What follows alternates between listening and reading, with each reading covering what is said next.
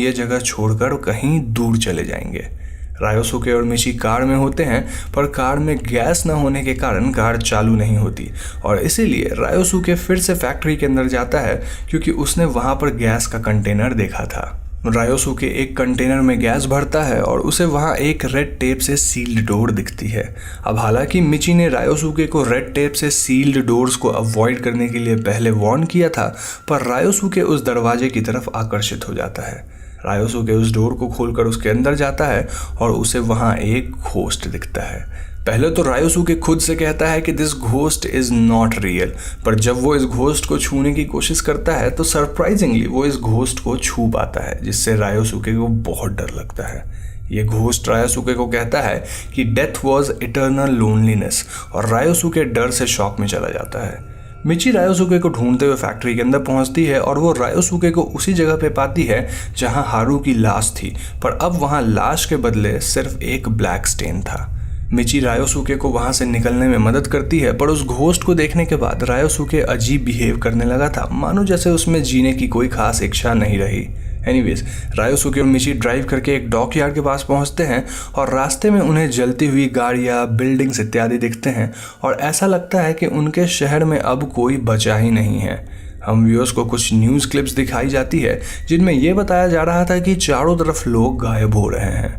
यहाँ तक कि जब रायोसुके और मिची डॉकयार्ड में पहुंचते हैं तभी आसमान से एक प्लेन आकर वहां पर क्रैश हो जाता है। मिची और रायोसुके एक बोट पे बैठते हैं और उन्हें एक शिप मिलती है जिस पर कुछ सर्वाइवर्स होते हैं। मिची और रायोसुके उस शिप पर चढ़ जाते हैं और वहाँ के सर्वाइवर्स मिची को बताते हैं कि पूरे वर्ल्ड में ऐसी घटनाएं घट रही हैं। मिची रायोसुके को देखने उनके रूम में जाती है जहां वो देखती है कि रायोसुके गायब होकर एक ब्लैक स्टेन में तब्दील हो जाता है। इसे देखकर मिची कहती है कि with my last friend in this world I have found happiness. Movie यहीं पर ख़त्म हो जाती है। तो दोस्तों, ये थी कायरो फिल्म की कहानी और अब मैं आपको इस मूवी से रिलेटेड कुछ थियरीज़ के बारे में बताऊंगा। मुझे पता है आप सबके मन में बहुत सारे सवाल होंगे, पर डोंट वरी क्योंकि मैं आपके सारे डाउट्स क्लियर कर दूंगा। तो सबसे पहला सवाल ये है कि फिल्म में दिखाए गए घोस्ट्स कौन हैं, तो इसका जवाब बहुत ही सिंपल है। मूवी के घोस्ट्स असल में सोल्स थे जो कि इंटरनेट के थ्रू रियल वर्ल्ड में आ रहे थे, क्योंकि जैसा कि मूवी में बताया गया है आफ्टर लाइफ में सोल्स के लिए कोई जगह नहीं बची थी, तो ये सोल्स रियल वर्ल्ड को ट्रैवल कर रहे थे ना। यू में आज कि ये घोस्ट ह्यूमंस को गायब क्यों कर रहे थे, तो इसका आंसर भी हमें मूवी में मिलता है। अब क्योंकि सोल्स के लिए आफ्टर लाइफ में जगह नहीं थी और उन्हें रियल वर्ल्ड में आकर रहना है, तो उन्हें किसी तरह ह्यूमंस को रियल वर्ल्ड से हटाना था। ऐसा इसीलिए क्योंकि रियल वर्ल्ड में भी एक कैपेसिटी है और ओवर पॉपुलेशन के कारण ये कैपेसिटी ऑलरेडी बढ़ने लगी है। तो अगर यहाँ सोल्स भी आकर रहने लगेंगे तो सबको सस्टेन नहीं किया जा सकता और इसीलिए मूवी में घोस्ट्स ह्यूमंस को अपने लोनलीनेस में ट्रैप कर रहे थे। ध्यान रहे दोस्तों, ये घोस्ट ह्यूमंस को मारना नहीं चाहते थे, बल्कि उन्हें अपने अकेलापन में कैद करना चाहते थे, क्योंकि ह्यूमंस को मारने से सोल्स के नंबर्स बढ़ जाएंगे। और मूवी में हारू की भी यही थियरी थी।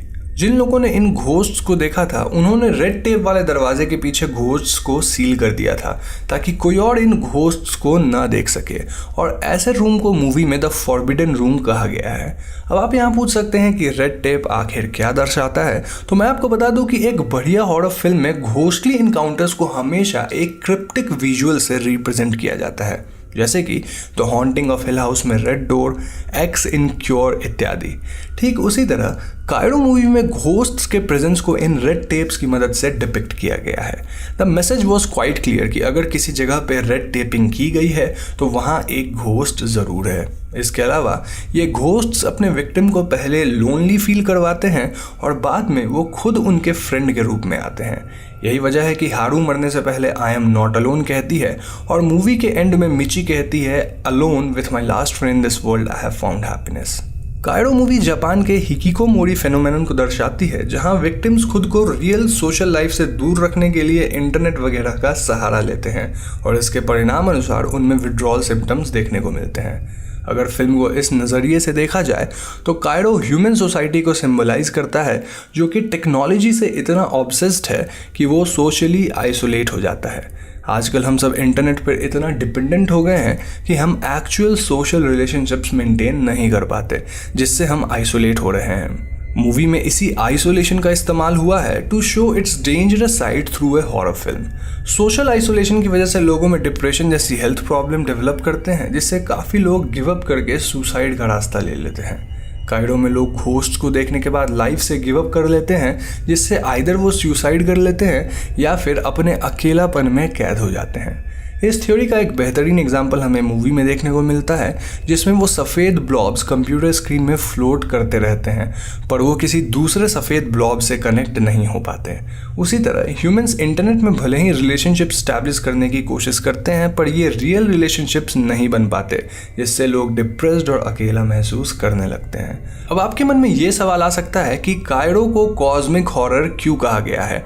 तो ऐसा इसीलिए क्योंकि इस मूवी के सोल्स आफ्टर लाइफ यानी कि एक अलग डिमेंशन से डिजिटल मीडिया, कंप्यूटर और इंटरनेट इत्यादि के माध्यम से रियल वर्ल्ड में आ रहे थे, और इस बात को साइंटिफिकली एक्सप्लेन करना ह्यूमन अंडरस्टैंडिंग के परे है। इसके अलावा कॉस्मिक हॉरर्स में इंसैनिटी थीम का काफ़ी इस्तेमाल होता है, और कायरो में घोस्ट से इनकाउंटर होने के बाद ह्यूमंस अपनी मेंटल स्टेबिलिटी को डैमेज कर देते हैं। फिल्म के एंड में भी हम देखते हैं कि इन सोल्स के आने के बाद रियल वर्ल्ड पूरी तरह से तहस नहस होने लगी है, और ये बात एपोकलिप्स यानी कि कयामत को दर्शाता है।